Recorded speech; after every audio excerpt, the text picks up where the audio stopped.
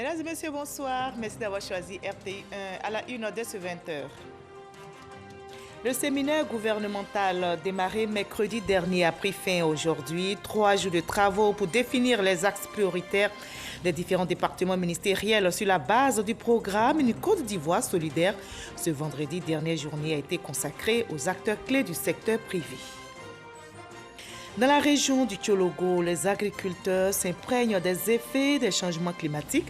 La rencontre présidée par le ministre d'État, ministre de la Défense, Téné Birahima Ouattara, vise à former le monde paysan, notamment sur les alertes précoces, l'adaptation et la gestion des risques climatiques dans le secteur agricole. Le gouvernement continue d'exprimer sa solidarité aux victimes de l'accident de circulation survenu sur l'axe Yopougon à Bobo dans la matinée d'hier. Après le ministère des Transports, la ministre Miss Belmondogo visite les blessés. L'État assistera les blessés et les familles endeuillées. Le Tchad rend un ultime hommage à son président Idriss Déby, décédé en début de semaine. Il a été inhumé aujourd'hui. Plusieurs chefs d'État, dont le président français Emmanuel Macron, ont participé aux obsèques nationales tenues ce vendredi à N'Djamena, la capitale. Soyez les bienvenus sur RTI1. Le séminaire gouvernemental démarré mercredi dernier a pris fin aujourd'hui. 72 heures de travaux pour définir les axes prioritaires des différents départements ministériels sur la base du programme Une Côte d'Ivoire solidaire. Selon le Premier ministre Patrick Achi, les défis sont nombreux. Le gouvernement au travail ira encore plus vite pour l'amélioration du bien-être des populations. Alexis Ouedraogo. 72 heures pour asseoir une stratégie gouvernementale susceptible d'améliorer efficacement et réellement le quotidien des Ivoiriens. C'est l'exercice de ce séminaire gouvernemental qui ferme ses portes ce vendredi avec des objectifs très précis pour chaque département ministériel. Nous devons mobiliser des capitaux extérieurs pour le développement de la Côte d'Ivoire. Le sport deviendra une source de création de richesse et d'emploi pour les jeunes générations. Les infrastructures, c'est le support quand même du développement. S'il n'y a pas de route, il n'y a pas de déplacement, il n'y a rien du tout. Les Ivoiriens auront une côtière d'ici 1 an et demi, la côtière sera entièrement terminée. Beaucoup de chantiers sur l'ensemble du territoire, nous repartons très heureux. Nous nous engageons dans un nouveau partenariat avec les fonctionnaires de Côte d'Ivoire, un partenariat gagnant-gagnant. Nous avons un Premier ministre, qui est passionné par sa mission et nous sommes ses collaborateurs. Nous nous mettons dans cette dynamique-là pour réaliser ce que le président de la République a promis aux Ivoiriens. C'est de ça qu'il s'agit. Et le gouvernement compte aller plus loin dans tous les secteurs pour la mise en œuvre du programme Côte d'Ivoire solidaire. Ce séminaire a permis d'élaborer les plans d'action prioritaires qui constitueront la base commune de travail gouvernemental sur la période 2021-2023 avec un focus sur l'année 2021. Note inédite de ce rendez-vous, la participation du secteur privé aux échanges ce vendredi, une initiative saluée. Cette journée est mémorable pour le secteur privé ivoirien. Je suis à mon 3e SMS reçu de collègues présidents de patronat d'Afrique centrale, d'autres régions de l'Afrique, qui ont eu l'information de cette rencontre et qui s'émerveillent devant ce qui se passe ici aujourd'hui au palais présidentiel de la Côte d'Ivoire. Et si le secteur privé s'émerveille ainsi, c'est que le gouvernement lui donne aujourd'hui la pleine place dans sa politique de développement. Aujourd'hui, nous avons souligné la nécessité d'optimiser le partenariat stratégique entre l'État et le monde des affaires, ainsi que le rôle majeur de l'entreprise privée dans la création de l'innovation, de l'emploi, de la valeur ajoutée et, in fine, dans la production de richesses durables. Je tiens à saluer la qualité de nos travaux qui nous ont permis de débattre des goulots d'étranglement qui affectent notre potentiel de croissance, de lister les leviers qui font permettre de les lever et de partager, in fine, une vision commune de l'industrialisation de notre pays pour bâtir une Côte d'Ivoire meilleure pour toutes les composantes de notre société. Pour le chef du gouvernement, l'heure est au travail vite et bien fait pour le bien-être des populations. Gouverner, c'est prévoir. Gouverner, c'est choisir. Nous avons su au cours de ces 3 jours tout à la fois bien prévoir et bien choisir pour arrêter nos actions prioritaires 2021 et bâtir notre programme de gouvernement jusqu'en 2023. Aujourd'hui, nous disposons d'un programme de gouvernement pour l'année 2021 que nous allons soumettre pour adoption lors du prochain Conseil des ministres. La mobilisation cohérente, constante et collective du gouvernement sur l'ensemble de ces sujets hautement stratégiques permettra à nos concitoyens de constater que nous sommes réellement au travail, en mission, au plus près de leur réalité quotidienne, dans l'unique objectif d'obtenir des résultats. Un suivi strict devra encadrer la mise en œuvre des résolutions de ce séminaire. Pour accélérer la transformation de l'économie ivoirienne, le gouvernement mise entre autres sur le secteur privé. La journée de ce vendredi lui a été consacrée au séminaire gouvernemental. L'État ivoirien veut insuffler une nouvelle dynamique de collaboration avec le patronat ivoirien pour booster notre économie, nous rapporte Mama Traoré. Le secteur privé, c'est 2/3 des investissements et 80% des emplois du pays. Un acteur de poids que ne saurait négliger le gouvernement dans sa stratégie de développement. Depuis 2011, l'État a au total initié 85 réformes en vue d'améliorer le climat des affaires, mais certaines préoccupations telles la fiscalité et l'accès à la commande publique demeurent. Alors, le président du patronat ivoirien veut croire que cette rencontre du 23 avril 2021 marquera un tournant décisif dans la relation État-secteur privé. Nous pensons que le premier grand succès de cette première journée dédiée au secteur privé sera de déboucher sur des réponses concrètes aux préoccupations urgentes exprimées par le monde des entreprises. Après les échanges sans phare que nous aurons sur différents points, de l'environnement des affaires aux questions structurelles et de gouvernance, il nous faudra passer des déclarations d'intention aux actes concrets qui démontreront qu'effectivement, un nouveau cap a été pris. C'est dire que les attentes du monde des affaires sont fortes et le chef du gouvernement entend y répondre dans le cadre de ce partenariat stratégique. Il y va, selon Patrick Hachi, de l'essor de l'économie ivoirienne. Notre ambition de permettre à la Côte d'Ivoire d'intégrer la classe des pays à revenus intermédiaires de tranche supérieure d'ici à 2030 exige de maintenir durablement un taux de croissance économique élevé et de créer plus de 8 millions de nouveaux emplois sur la décennie qui vient. Pour insérer socialement l'extraordinaire croissance démographique de notre population active.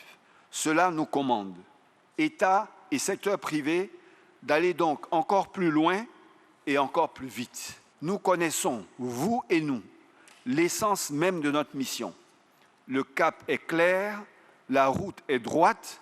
Il s'agit en effet d'accélérer radicalement l'industrialisation de la Côte d'Ivoire afin de générer des emplois pour tous, de continuer à réduire la pauvreté en la divisant par 2 sur 10 ans et de développer une classe moyenne enfin majoritaire.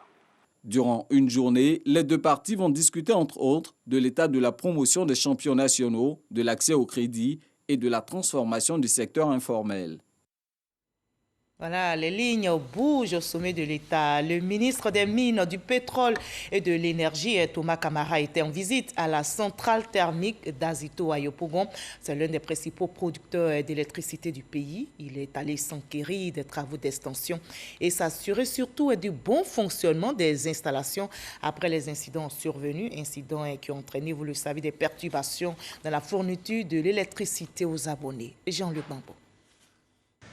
Première sortie pour Thomas Camara depuis sa nomination à la tête du ministère des Mines, du Pétrole et de l'Énergie. Une visite des travaux de la phase 4 de la centrale électrique d'Azito de Yopougon.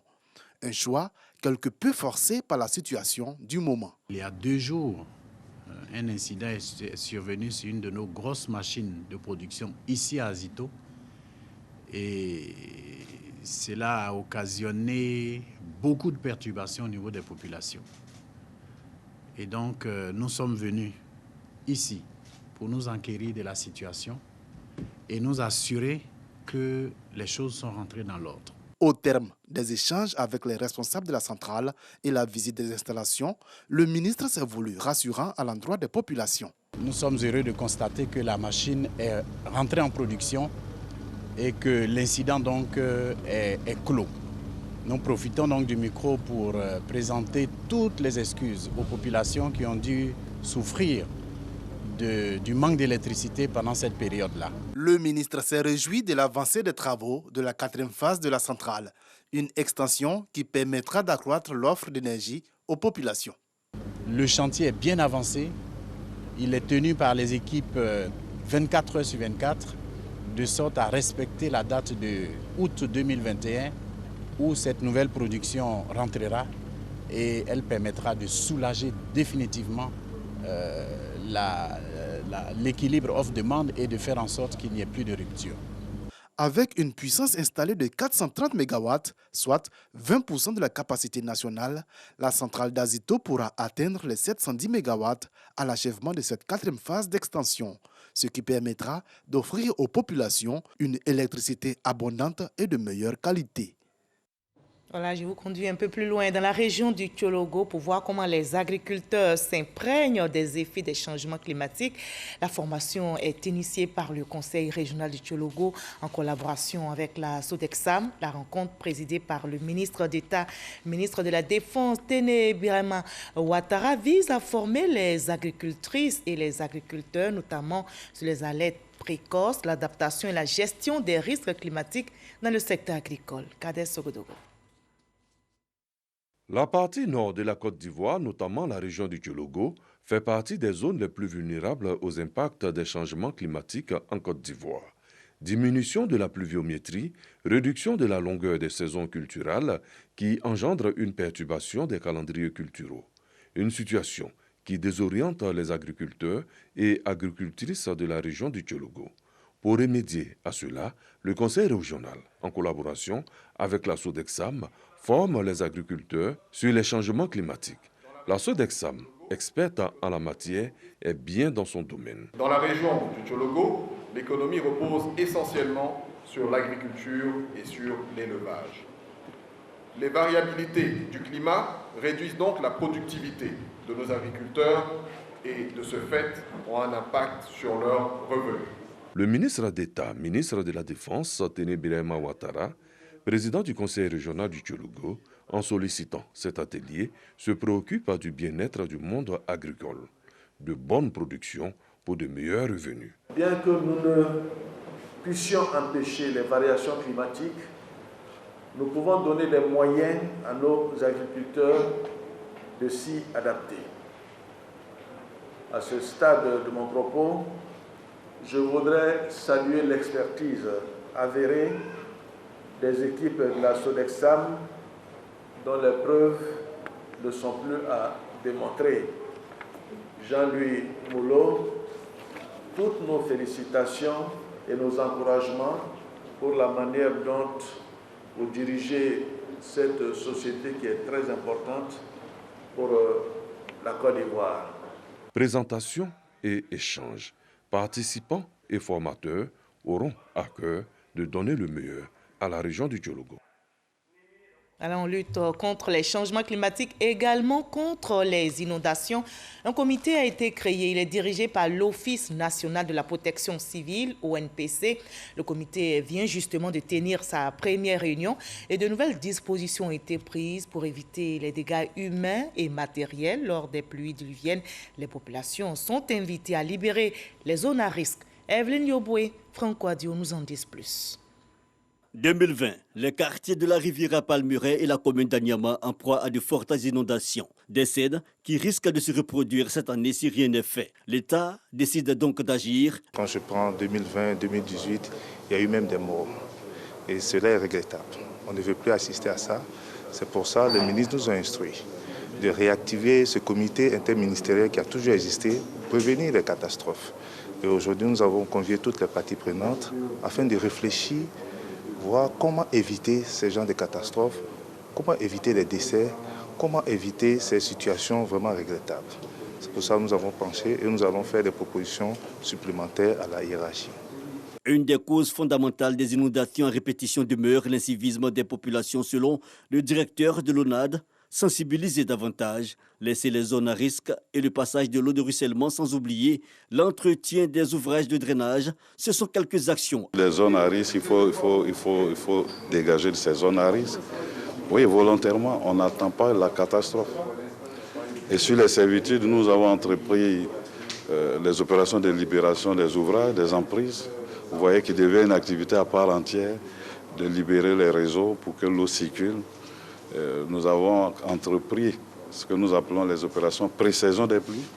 Depuis 2014, nous identifions depuis un an en arrière les actions qu'il faut faire d'entretien des ouvrages primaires, des ouvrages secondaires, et puis qui se termine généralement en mars. C'est un travail qui se fait, j'allais dire, en complément de ce que l'ONPC fait tous les jours. Nous avons, nous, des canaux à travers les mairies, à travers les préfectures, donc les préfets, à travers les organisations non gouvernementales qui travaillent avec nous, de concert avec nous, pour faire ce travail de sensibilisation au quotidien. Pour l'année 2021, les spécialistes annoncent de fortes précipitations et le pic ce sera pour le mois de juin. Alors on est tous prévenus, il faut libérer les zones à risque. Le gouvernement continue d'exprimer sa solidarité aux victimes de l'accident de circulation survenu sur l'axe Yopougon à Bobo dans la matinée d'hier. Après le ministère des Transports, c'est au tour de la ministre de la Solidarité et de la lutte contre la pauvreté de visiter les blessés. Miss Belmondo Dogo est allée exprimer le soutien et la compassion du gouvernement aux accidentés et à leurs familles. Elle rassure, l'État assistera les blessés sans oublier toutes les familles endeuillées. On ne finit jamais d'apprendre, dit-on. Eh bien, des médecins spécialistes en ORL bénéficient d'une formation sur l'implantation cochléaire à l'hôpital Mère-Enfant, Dominique Ouattara de Bingerville. L'implantation cochléaire est une opération chirurgicale de l'organe auditif. Elle permet aux enfants âgés de 6 ans et plus et atteints de surdité de retrouver l'audition. Didier Nguesson. 23 enfants âgés de 6 ans au plus et atteints de surdité ont retrouvé l'audition grâce à l'implantation cochléaire, une opération chirurgicale de l'organe auditif. Cette opération pratiquée depuis un an au sein de l'hôpital Mère-Enfant Dominique Ouattara de Bingerville est un succès. Depuis 2 jours, une mission chirurgicale vient d'opérer 6 enfants. Elle forme également une 50aine de médecins orthophonistes et spécialistes en ORL, le but étant de faire de la Côte d'Ivoire la référence dans la prise en charge des déficiences auditives en Afrique subsaharienne francophone. L'épineux problème du dépistage de la surdité de l'enfant, dont l'enjeu est de favoriser une prise en charge et donc un diagnostic et une prise en charge thérapeutique précoce du jeune enfant et qui, sans notre intervention, ne pourra pas redonner la joie à sa famille de pouvoir un jour entendre la voix de ce bébé qu'ils ont vu naître. Cette formation est la base à toute chirurgie, d'autant plus que cette chirurgie d'implantation cochléaire est une chirurgie minutieuse qui est réalisée par des mains expertes.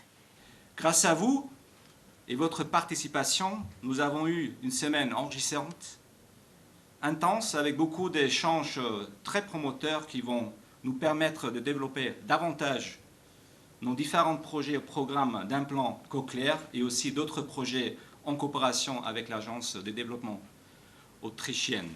L'intervention en bloc opératoire est suivie en temps réel par les participants. En Côte d'Ivoire, environ 5 000 enfants naissent sourds chaque année. 200 000 autres ont une perte auditive invalidante. La formation de compétences locales en implantation cochléaire est un espoir. Et on se bat contre un autre mal, l'accident vasculaire cérébral. L'AVC est relativement connu des populations ivoiriennes. Et pourtant, cette pathologie constitue un problème de santé publique. Ce soir donc, le dossier Vide ici de ce 20h vous dévoile tout sur l'AVC, sa prévention, son traitement. Comment des ONG composées pour la plupart de victimes d'AVC s'organisent pour faire barrage à cette maladie? Comment des malades ont été sauvés grâce à la chirurgie carotidienne? AVC, prévention, traitement, un dossier réalisé pour vous par Walter Amadou Ouattara. Je vous invite à suivre.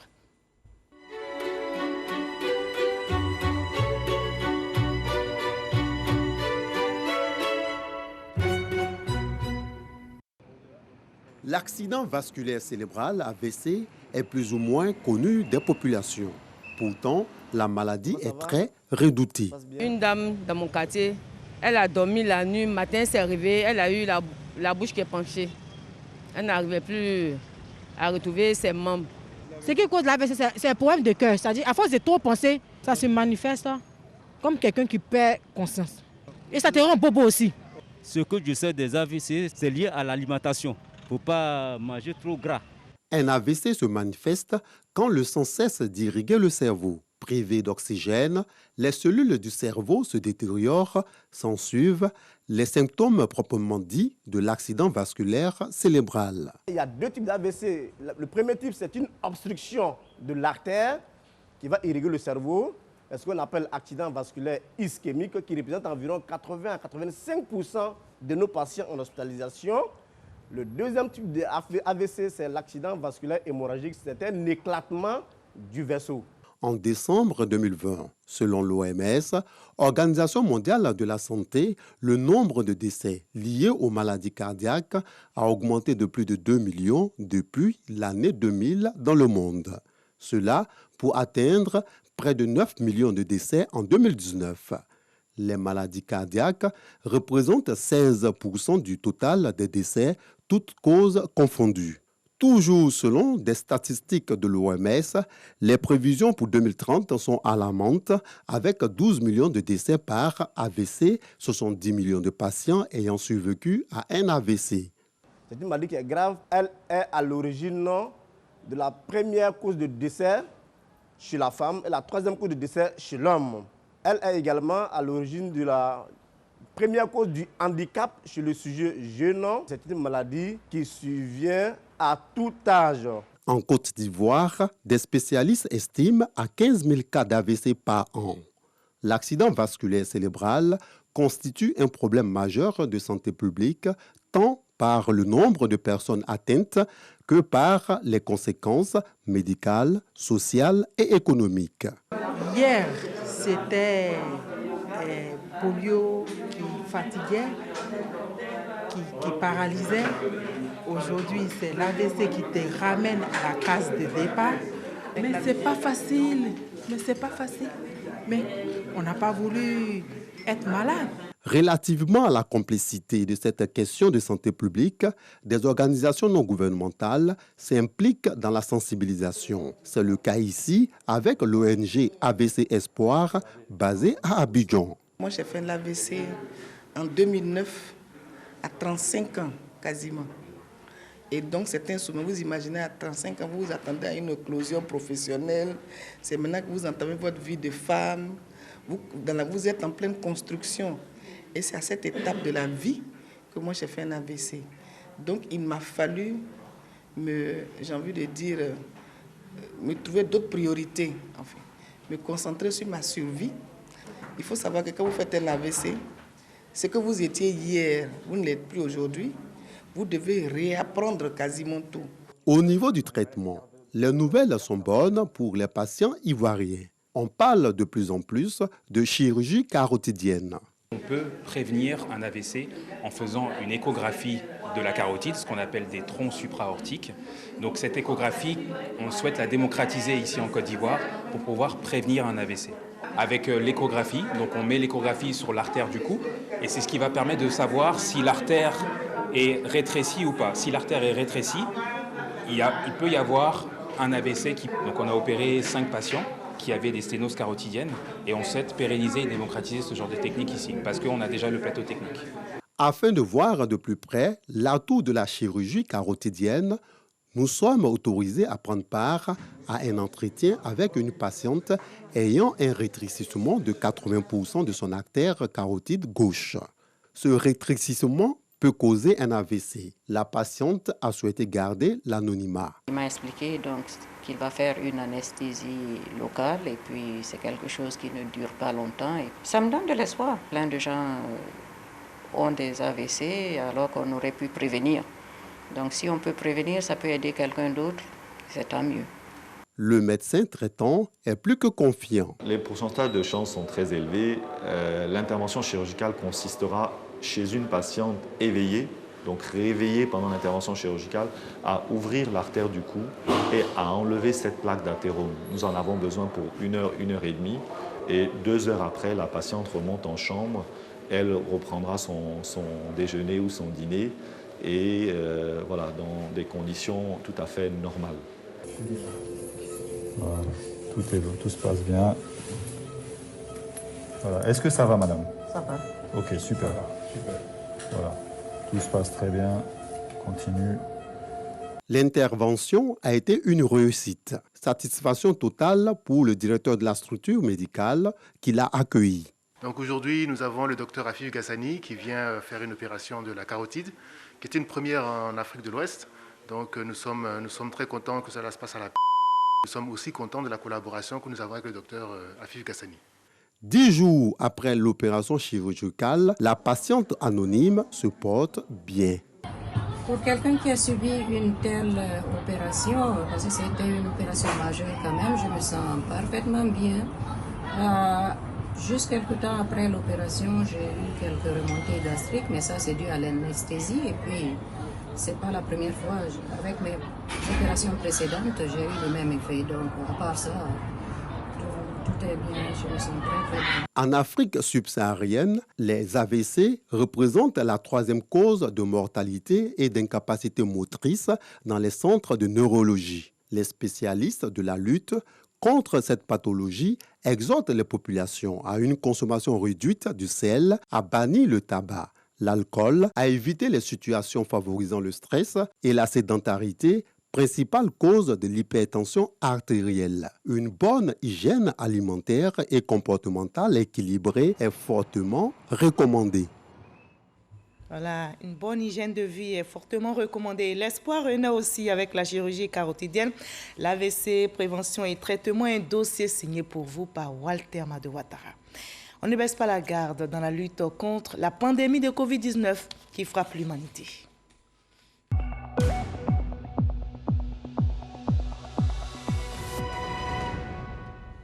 Restons vigilants, le coronavirus continue de circuler. Ce vendredi 23 avril, on dénombre en Côte d'Ivoire 50 cas positifs sur 2072 échantillons prélevés, 28 nouvelles guérisons. Malheureusement, 2 décès enregistrés ce jour, 175 cas actifs, 113 224 personnes ont été vaccinées à ce jour. Faisons-nous tous vacciner, préservons notre santé et celle des autres, observons toujours les gestes barrières, ces gestes qui sauvent.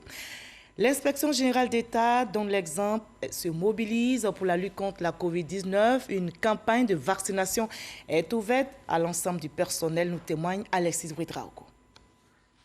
C'est l'inspecteur général d'État lui-même qui ouvre la campagne. En une fraction de seconde, la première dose du vaccin contre la maladie à coronavirus lui est injectée. Pour Théophile Awandoli, le vaccin reste à ce jour un outil indispensable de la lutte. Vous savez qu'actuellement, il n'y a pas de médicaments contre la COVID-19. Je crois que la seule possibilité d'arrêter cette pandémie, c'est vraiment la vaccination et bien sûr les mesures barrières. Donc j'invite tout le monde, tous les Ivoiriens à se faire vacciner. Il n'y a pas d'autre possibilité. Il faut que tout le monde le fasse pour que cette pandémie soit boutée hors de la Côte d'Ivoire, hors de l'Afrique, hors du monde. Une opération saluée par le personnel de l'inspection qui sensibilise les plus sceptiques. Il faut qu'on se protège pour pouvoir protéger les autres. Je voudrais appeler, sensibiliser mes collègues à se faire vacciner pour se protéger. C'est en mars dernier que la Côte d'Ivoire a commencé à administrer les premières doses du vaccin contre la COVID-19. À ce jour, un peu plus de 90 000 doses ont été administrées. Voilà, on se protège donc de ce virus mortel en se faisant vacciner et on reste encore plus solidaire. En ce mois de Ramadan, justement, 7 tonnes de riz et du sucre ont été distribuées à la communauté musulmane de Yopougon. Le don est du maire de cette cité, Gilbert Koné Kafana, un acte de partage et de solidarité et soulagement pour les fidèles musulmans de cette commune. On nous témoigne Jean Magagi. Les 2 fêtières de la communauté musulmane de Yopougon, à savoir le COSIM et le CODIS, ont reçu des vivres de la part du maire Gilbert Koné Kafana à l'occasion du mois de Ramadan. Ce don est composé de riz et de sucre. Koulibaly Issifou, au nom du maire Gilbert Koné Kafana, a donné les motivations de cet acte de solidarité qui intervient après celui fait à la communauté catholique pendant le carême chrétien. Il a invité tous les guides religieux à prier pour un climat apaisé entre toutes les communautés de Yopougon. C'est ce message donc de paix, de cohésion sociale que nous sommes venus donner de la part du ministre d'État Kafana à l'ensemble de la communauté musulmane. La paix et la tranquillité pour que le développement qu'il a commencé depuis 2013 puisse continuer. Ce don nous va droit au cœur. Et ce don, je vous assure que ça sera, Inch'Allah, distribué comme il se doit, comme ils nous ont demandé. Ces 50 tonnes de vivres seront distribuées à environ 7000 familles musulmanes de la commune de Yopougon. À l'étranger, au Tchad, le pays a rendu un ultime hommage à son président Idriss Déby. Il a été inhumé aujourd'hui. Le chef de l'État tchadien est décédé en début de semaine des suites de ses blessures après avoir participé au combat contre les rebelles dans le nord du pays. Plusieurs chefs d'État, dont le président français et Emmanuel Macron, ont participé aux obsèques. Laure Goretti, Michel Digré.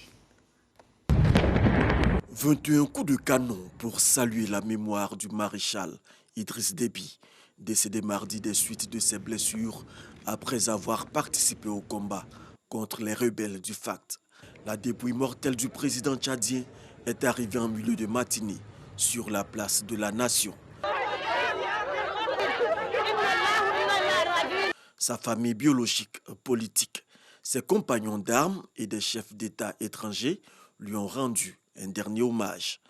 Cher Idriss, vous avez écrit une page indélébile d'amitié entre le Tchad et la France. Et j'en porte le souvenir d'un ami.